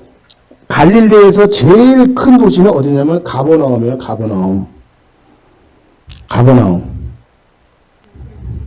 가버나움이 모든 관청이 있었던 거. 여기에 가버나움에서 일했던 세리가 마태였어요. 그 마태가 세관왕이었거든. 마태 굉장히 똑똑한 사람이에요. 적어도 2개 국어 이상을 했어. 숫자에 밝고. 아주 분석력 뛰어나고. 그래서 이 가버나움에 로마 주둔군이 있었어요. 가버나움에. 그 가버나움에 백부장 있잖아. 그래서 로마 주둔군이 그 가버나움에 있었던 거예요. 관청들이 있었으니까. 그 북쪽에서 내려오는 그 아람 지역에서 여러 그 무역들을 할 때 가버나움에서 세금을 물고 세금을 받았단 말이에요. 그래서 마태가 여기서 있었던 거예요. 그래서 이 나사렛은 왜냐면 요 정도 되는데 완전 깡촌이에요. 그런 곳에서 30년 사신 거예요. 예수님이. 자, 정리할게요. 태어나신 것부터 보시면은 뭐예요? 예수 그리스도의 삶 자체가 정말 쓰레기 더미에서 태어나셔가지고 아무도 알아주지 않는 그 허접한 곳에서 청소년기를 보내시면서 공생의 30년 될 때까지 기다리셨다가 나타나신 거예요. 우리가 예수님이 이 당시에 초창기 갈릴리에서 사역을 하실 때 수많은 사람들이 따라다녔어요. 수많은 사람들이. 근데 대부분의 사람들이 다 못 살고 병들고 허접한 사람들이 다 따라다닌 거예요. 네? 그랬는데 이 사람들이요 예수 그리스도를 따라다니면서 예수님이 무슨 표현을 하냐면은 믿음이 좋도다. 네가 믿음이 있도다. 네 믿음대로 될지어다. 이 믿음 얘기를 한다는 거야. 네? 그거 공생의 1년 차부터 이렇게 얘기하는데 이 믿음 얘기를 했다는 거예요. 그럼 우리가 성경에서 믿음을 얘기할 때 뭐랑 연결을 짓냐면은 우리는 성경을 이제 다 아니까 뭐를 연결 짓냐면은 십자가를 연결을 지켜요. 그래서 십자가의 이 죽음과 대속을 통해서 내 죄가 사함받고 내가 사망에서 생명으로 옮겨지고 내 인생이 바뀌어지고 그리스도인이 되는 그 자체를 우리가 믿음이라고 얘기하면서 연결을 시키고 있다는 거야. 그렇죠? 우리가 지금 신앙생활을 하고 있는 어떤 수준으로 볼 때. 그래서 우리가 믿음 얘기할 때는 당연히 뭐를 연결시키냐면 십자가를 연결한다는 거야. 성경에서 그렇게 얘기를 하고 있고. 그런데 이 예수님이 이 당시에 믿음이 있도다. 네 믿음대로 될지어다. 이 허접한 사람들한테 믿음 얘기할 때는 십자가하고 거리가 멀어요. 왜냐? 십자가 얘기를 어디서 하냐면은 공생의 2년 6개월 정도 때 십자가 얘기를 처음 꺼내. 어디서? 가이사랴 빌립보에서. 너희는 나를 누구라 생각하느냐? 이 질문할 때. 네, 베드로가 이렇게 고백하잖아요. 그러면서 뭐라 그러냐? 내가 이제 예루살렘으로 가서 대제사장과 장로들과 서기관들에 의해서 죽임을 당할 거라는 거야. 그랬더니 거기서 가로막는 사람이 누구예요? 베드로가 가로막아요. 그랬더니 베드로가 가로막으면서 하는 예수님의 말씀이 뭐냐면은 사탄아 물러가라 그러면서 하는 말이 네가 하나님의 나라의 일을 생각하지 않고 사람의 일을 생각한다는 거야. 네? 이 얘기를 하세요. 지금. 그래서 우리가 생각하는 이 믿음을 십자가로 연결할 때 이 십자가는 공생의 2년 한 5개월, 6개월 바로 그 다음 장면이 뭐냐면 이제 초막절이 오는 거예요. 그러니까 초막절은 10월이거든. 예수님은 4월에 돌아가셔. 6개월 차이가 있는 거예요. 그러니까 그 바로 전 기간에 있었던 일이 이 변화산에서 나오는 일들이거든. 요 사건이 지금 처음으로 십자가 얘기하는 거예요. 그러면 그거 2년 6개월 전에 이 믿음은 초창기 때야. 이 믿음은 뭐냐는 거예요. 예수님의 나라는 믿음이 있도다, 믿음이 있도다. 그 십자가 얘기 하지도 않았는데. 네? 그 이 믿음이 뭐냐? 예수 그리스도가 완전 무명한 자예요. 제가 이 얘기 몇 번 했어요, 여기 와서. 제가 이 강의할 때 몇 번 했어요, 이 얘기. 근데 또 새로 오신 분도 있고 그러니까 제가 다시 또 리얼하게 리피트를 또 아주 생동감 있게 다시 얘기해 드릴게요. 예수님이 완전 무명한 자예요. 그리고 예수님이 그 당시 가이사랴 빌립보 갔었을 때 2년 6개월 된 시점은 이렇게 보셔야 돼요. 이런 것도 너무 서화를 보시고 그렇게 하시면 안 되는 거예요. 네? 현실감 있게 얘기하면 이런 거예요. 30세 때 집 나가셔가지고 2년 6개월이 된 거예요. 그 시점이. 그러면 남자들 12명이랑 같이 노숙한 거예요. 네? 무슨 홀리데이에서 산 게 아니라고. 힐튼 호텔에서 산 게 아니에요. 네? 그러니까 노숙을 하면서 2년 6개월이 된 시점이 된 거예요. 그 시점에 가이사랴 빌립보에서 그걸 하고 변화산에 가가지고 이제 변형이 된 거잖아요. 근데 이게 보면은 그 2년 6개월 된 시점은 정말 우리로 말하면 속된 말로 꼬제제의 하이라이트야. 네? 탁 봤을 때, 외관상으로 볼 때. 예수 그리스도의 모습이 그런 모습이었다는 거예요. 예? 그러니까 공생에 1년, 2년 해더라도 벌써 모습이 씻지도 않고 뭐 이런 모습으로 계속 돌아다니고 그랬을 거 아닙니까? 뭐 개울가에서 뭐 이렇게 하고 그랬을 거 아닙니까? 행색이 꼬재재로 말할 수가 없어요. 그래서 이사야 53장에 보면은 메시아를 얘기할 때 뭐라고 얘기하면 그는 볼품이 없다는 거 아니야. 흠모할 게 1도 없다는 거 아닙니까? 외모로. 흠모할 게 한 개도 없는 분이 예수 그리스도예요. 예? 나 정도면 굉장히 잘생긴 거야. 정말.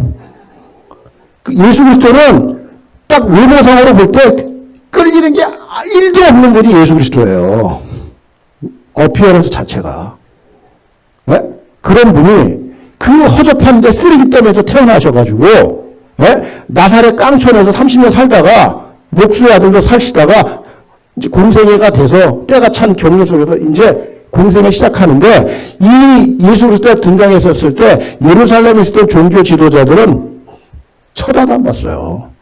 이단이야 이단. 예? 내세울 게 아무것도 없는 사람이 예수 그리스도라니까. 이 세상에. 근데 그거를 따라다니는 사람들이 있는 거야. 그거를. 그러면서 예수 그리스도를 정말로 사모하고 예수 그리스도의 옷자락이라도 만지면 내가 이 병이 낫겠다고 하면서 여인네들이 그렇게 사모하는 거예요. 그 사람들을 보고 얘기해 준 거야. 믿음이 있도다. 이 믿음이 뭐예요? 출발이. 예수 그리스도를 알아보는 거예요. 왜? 무명한 자기 때문에. 메시아를 인정을 할 수 있는 조건이 아무것도 없다는 거야. 그 사람이 갖고 있는 어떤 어피어런스에서. 네? 어떻게 메시아를 바라보냐는 거야. 네? 전혀 예수 그리스도를 이 메시아를 인정할 수가 없는데 그 눈을 가지고 있었다는 거예요. 뭘 알아보는 눈을. 그게 지금 남 얘기입니까? 응? 지금 제가 한 얘기가 2000년 예수님 당시에 살았던 사람들 얘기냐고요. 지금 내 얘기하고 있는 거예요. 그래서 저도 신앙생활을 이렇게 해보니까 영성이라는 거 제가 또 얘기하잖아요. 이 영성이라는 게 예수 그리스도 아는 깊이인데 자, 예수님이 사복음서에서 제가 이렇게 성경을 읽으면서 가장 사복음서 중에서도 엑기스가 있어요. 사복음서 안에서도 엑기스. 저는 그걸 뭐라고 읽어보면 요한복음 13, 14, 15, 16, 17장으로 읽어요. 그게 뭐냐? 다락방 강론이에요. 제자들을 다락방에 모아놓고 발 씻겨주면서 이제 내가 6시간 후면은 내가 잡혀간다는 거야. 너희를 남겨놓고 내가 이제 떠나는데 나를 못 본다는 거야. 근데 그 당시에 제자들 수준이 한심해. 알아보지도 못 알아먹고 누가 크냐 싸움을 하고. 그러니까 예수님 마음이 너무 안타까운 거예요. 이 제자들 철부지 같은 제자들 남겨놓고 내가 이제 십자가 지러 가야 되는데 그래서 그 제자들 앞에 그 말씀을 전하는 거예요. 그게 다락방 강론인데 다락방 강론 중에서 가장 엑기스가 요한복음 13, 14, 15, 17장인데 그 17장이 뭐냐면은 이 제자들을 남겨놓고 예수님의 마지막 기도를 해주는 장면이에요. 예수 그리스도가 얘네들 남겨놓고 그 장면에서 예수님 한 대목이 뭐냐면은 자 요한복음 17장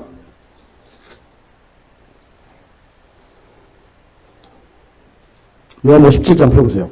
자 3절 다 같이 이거 다 같이 읽어봅시다. 자 시작. 영생은 곧 유일하신 참 하나님과 그가 보내신 자 예수 그리스도를 아는 것이니이다. 자 아멘. 다시 한번 읽겠습니다. 시작. 영생은 곧 유일하신 참 하나님과 그가 보내신 자 예수 그리스도를 아는 것이니이다. 예. 예수 그리스도를 뭐 한다고요? 아는 것이라는 거예요. 그게 영생의 데피니션이에요.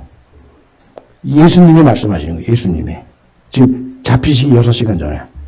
마지막으로 피트하면서 얘기하는 거야. 예? 이런 게 본질이에요. 본질. 예? 이런 걸 모르니까 자꾸 주변머리 잡는 거예요. 지금 말씀을 모르니까. 자, 그러면 여기서 안다는 게 뭐냐는 거야. 여러분들 제가 얘기했잖아요. 오카라 목사 아까 처음 서두에서 얼마나 예수님 아냐고. 목회 평생 했는데 예수님 모르겠다는데 여러분이 얼마나 아냐는 거야. 신앙생활 하면서 지금까지. 뭐 얼마나 아냐는 거예요. 지금 예수님을. 네? 이 안다는 거에 대해서 키포인트를 갖고 계셔야 되는 거예요. 그래서 제가 지금 시간이 갔는데 목사님 45분에 끝내도 되죠? 예. 조금 더 해야 되겠네요. 마무리를 해야 되니까. 자, 안다는 말은 우리가 여호와를 알자, 힘써 알자. 여호와를 아는 지식이 없으므로 망하는도다. 이런 식으로 호세아가 얘기하고 막 그랬지 않습니까? 이 안다는 말이 굉장히 중요한 말인데 이 안다는 말을 히브리어에서 뭐라고 그러냐면은 히브리어가 야다라는 말이에요. 야다. 히브리어가 야다인데 이 아는 거예요. 근데 이 히브리어 야다는 무슨 뜻을 갖고 있냐면은 그냥 아는 게 아니에요. 어느 정도로 아는 거냐면은 남자하고 여자하고 교제를 하면서 알게 되잖아요. 그래서 결혼을 하잖아. 결혼을 해가지고 애를 낳잖아요. 그렇게 해서 이 남자가 여자가 아는 깊이가 그 정도의 깊이까지 가는 거예요. 그럼 내가 남의 여자를 아는데 그 정도 깊이까지 못 가잖아. 그냥 아는 거잖아. 안녕하세요 집사님, 안녕하세요 본사, 이 정도 아는 거잖아요. 그 정도 아는 게 아니에요. 같이 사는 거예요. 네? 결혼하는 거예요. 너가 내 안에, 내가 너 안에. 이게 아는 거예요. 네? 자, 요 안다라는 말을 아주 생동감 있게 얘기해주는 그 구약 성경이 있는데, 자, 창세기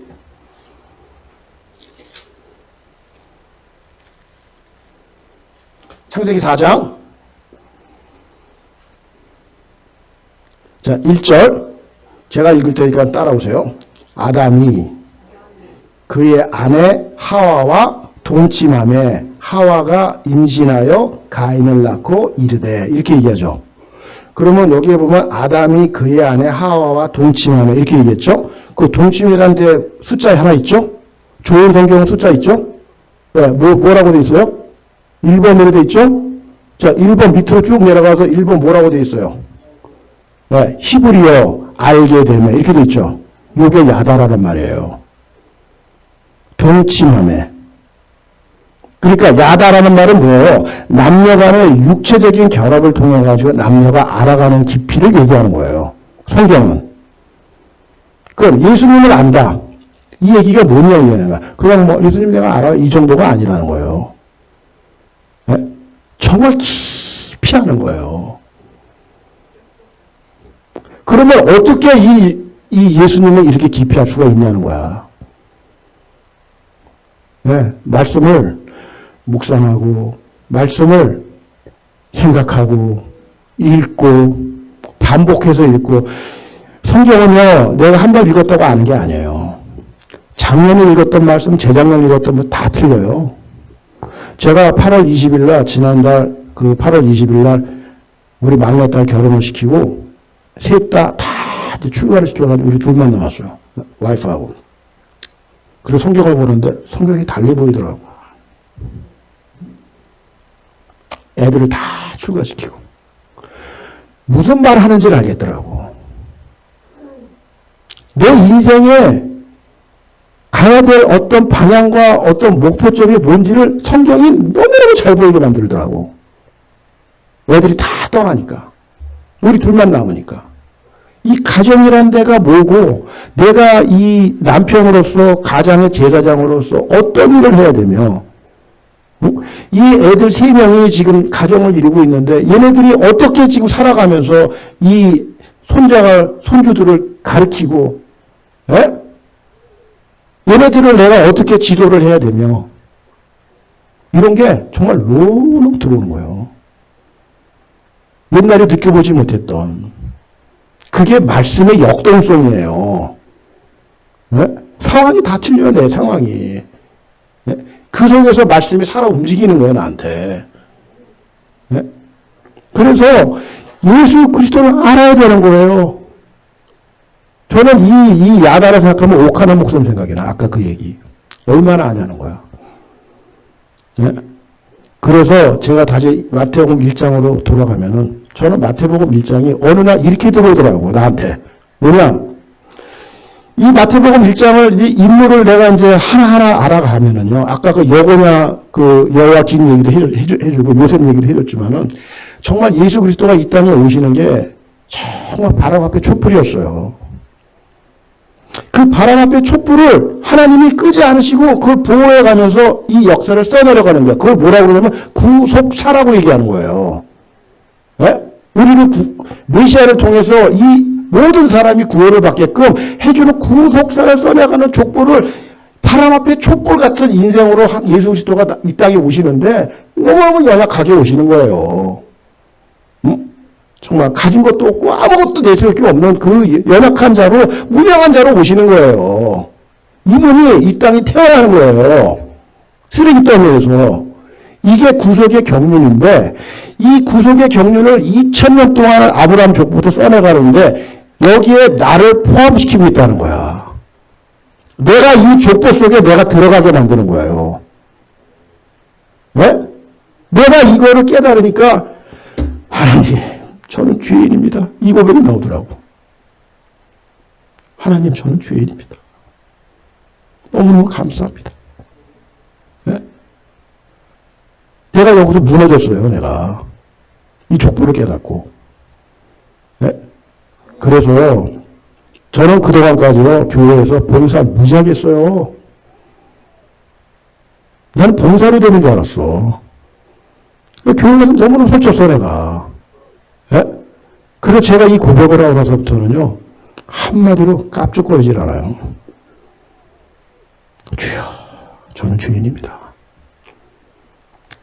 그래서 교회에서 거들먹거리시고 뭐 좀 안다고 깝죽거리면 아직 멀으신 거예요.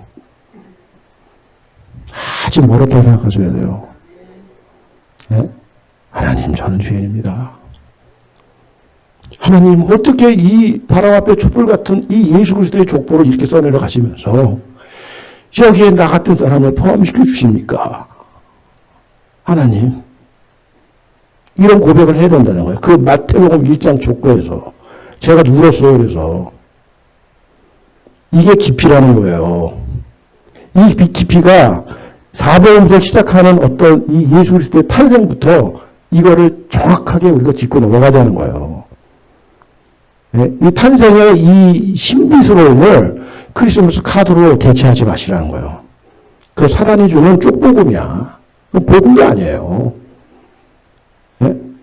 그래서 이 야다, 예수 그리스도를 아는 깊이, 이 깊이가 깊어지고 깊어지도록 내가 말씀으로 다스려주고 말씀을 담고 말씀을 읽고 말씀을 묵상하고 이런 어떤 이글거리는 말씀 앞에서의 어떤 열정을 가지시고 우리의 인생을 그렇게 사셔야 됩니다. 제가 한 분 제가 얘기하고 내가 마칠게요. 간증 하나 하고. 제가 월요일날, 매주 월요일날 지금 그 남가주 사랑의 교회 장로님들, 권사님들 이렇게 해가지고 19사람, 18사람 제가 성경 공부시켜요. 지금 올 2월달부터 6월까지 구약하고 지금 신약을 하는데 여기에 그때는 2월달에는 남자반 여자반을 이렇게 나눠서 했어요. 나눠서 했는데 장소 문제가 있고 그래가지고 이제 합반을 해가지고 했더니 18명이 되더라고, 소그룹으로. 근데 여기에 누가 오시냐면은 우리 교회에 1989년, 88년에 교회 탄생을 했는데 하여튼 88년 겨울, 뭐 하여튼 얼마 안 돼가지고 그 우리 교회에 출석하신 권사님이 있어요. 권사님이 계신데 1937년생이야. 우리 어머니 나이예요. 근데 이 권사님이 옥하는 목사님 서울 사랑의 교회부터 출석해가지고 옥하는 목사님 제자예요, 진짜. 그래가지고 이제 그 남편 따라 이제 미국 유학 오는 바람에 이제 오셔가지고 뭐 이렇게 정착을 하셔가지고 사랑의 교회 와가지고 이제 신앙생활 하시는데 이 권사님이 뭐 했냐? 30년간 우리 그 교회는 세일꾼반 새로운 사람이 오면 4주를 세가족반을 해요. 그리고 16주를 세일꾼반을 하고 1년을 제자반 또 1년을 사역반 이렇게 코스가 돼 있어요. 훈련 코스가. 그래가지고 이제 세가족과 딱 맞추면은 16조를 세입고만을 시키는데 이걸 누가 시키냐면 평신도 집사들이 시켜요. 평신도들이. 그래서 이 평신도 리더들을 30년간 양성을 시킨 거야. 네? 이 권사님이 30년 동안. 지금은 이제 리타이어 하셔가지고 이제 안 하시는데, 그래가지고 이 권사님이 내 성경 공부에 들어오겠다는 거야. 그래서, 권사님 왜 들어와요? 뭐 얘기, 아니, 나도 가르쳐 줘. 그래서 진짜 오셨는데, 2시간을 하는데, 2시간 반 정도 하는데, 거기 모인 권사님들은 내 또래야. 60대 초반, 60대 중반, 50대 후반부터 해가지고. 그래가지고 이제 중간에 한 5분 브레이크하고 10분 브레이크 하잖아요. 그럼 이 권사님 화장실 가야 돼. 그럼 우리가 뒷담화해. 뭐라고 뒷담화하는지 아세요? 야, 우리가 20년 후의 모습이라는 거야, 이 권사님이. 응?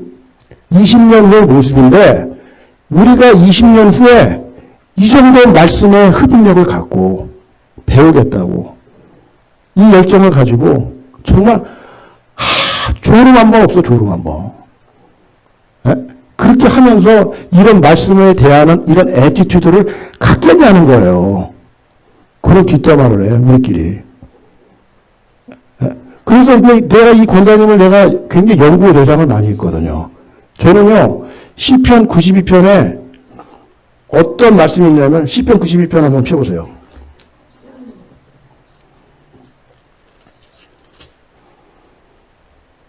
12절, 제가 읽을게요. 의인은 종려나무같이 번성하며 레바논의 백향목같이 성장하리로다. 이는 여호와의 집에 신겼음이며 우리 하나님의 뜰 안에서 번성하리로다. 그는 늙어도 여전히 결실하며 진액이 풍족하고 빛이 청청하니 여호와의 정직하신가 나의 바위 되신과 그에게는 불의가 없으며 선포되리로다. 저는 이 말씀을 우리 성경 공부에 나오시는 1937년 생 되시는 권사님의 삶을 통해서 제 이 말씀을 확인했어요. 요번에. 정말 이렇게 사시더라고. 이 종반의 삶이. 정말이에요, 정말. 말씀 그대로야. 늙어도. 여기 포인트가 뭐야? 늙어도야, 늙어도. 그는 늙어도. 에? 청청하게 서 있다는 거야. 에?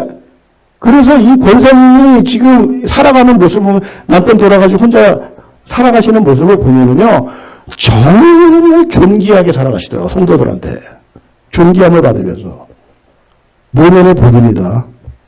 그 뿌리가 뭐예요? 말씀 앞에서. 저는 그렇게 해석을 해요. 그게 우리의 인생의 목표점이 되어야 된다는 거예요. 말씀 앞에서. 이런 것들이 이 예수님의 생애와 이 탄생, 특별히 이 탄생에서부터 정말 잘 이렇게 묵상하시고 크리스마스 카드로 도배하지 마시고 예수님의 탄생이 어떻게 탄생하셨는지 잘 묵상하는 시간 되시고 다음 주에 뵙겠습니다. 자, 기도하겠습니다. 하나님 아버지 감사합니다.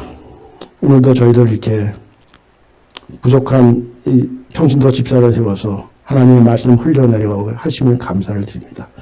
아버지 이 말씀 속에서 정말 메시지를 듣게 하시고 오늘도 이 메시지를 통해서 내 삶에 주어지는 정말 적용을 하면서 살아갈 수 있도록 인도하여 주시옵소서. 오늘도 예수 그리스도의 그 깊이를 알아가는 귀한 묵상의 시간들을 좀 많이 보낼 수 있도록 인도하여 주시옵시고 말씀에 말씀을 더하여 주셔서 하나님께서 주시는 그 은혜의 대로에 쓸 수 있도록 인도하여 주시옵소서. 감사와 영광을 올려드리며 예수님의 이름으로 기도를 쌓옵나이다. 아멘.